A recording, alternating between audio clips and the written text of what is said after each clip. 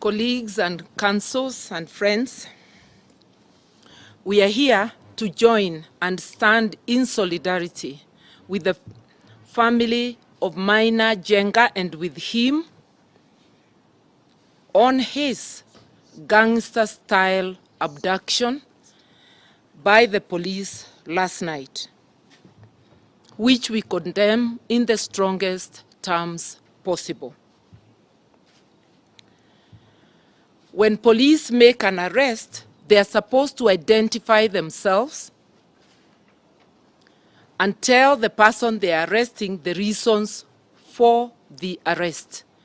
This was not done, and we conclude, therefore, it's gangster-style abduction.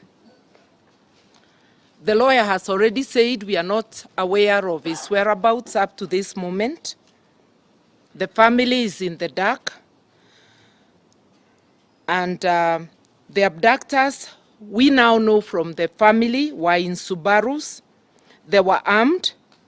They were also hooded. These are characteristics we know of the Special Service Unit that terrorized Kenyans during the protests. The SSU is therefore very much alive, active and determined to intimidate and even to harm Kenyans.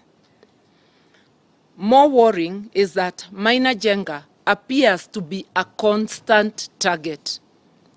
This is the fourth time he's being abducted by police and subjected to harassment.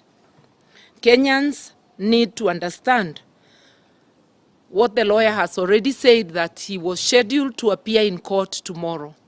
But because the police know they have no evidence against him, they abduct him on the eve of the pre-trial, which would have led to the trial or is expected to lead to the actual trial.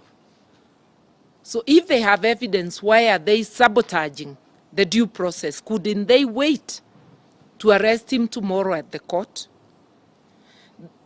Maina's abduction is also part of the ongoing targeting and intimidation of Azimio leaders by the Kenya Kwanza illegitimate regime.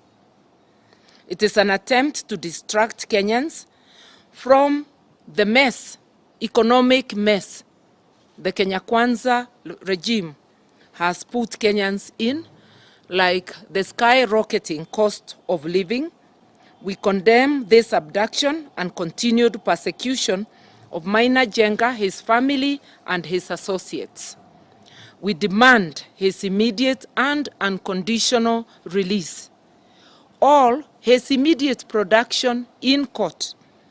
We want to make it clear that we will hold the Inspector General of Police fully liable for the life and well-being of Mr. Maina Njenga and of his family members and associates should anything happen. We want Kenyans to know that we are under a very dangerous, illegitimate regime,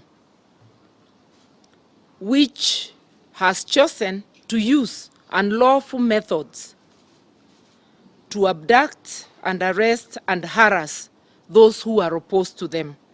Kenya Kwanza has failed. It is getting desperate, and it will get increasingly brutal and dictatorial. So Kenyans have to brace themselves.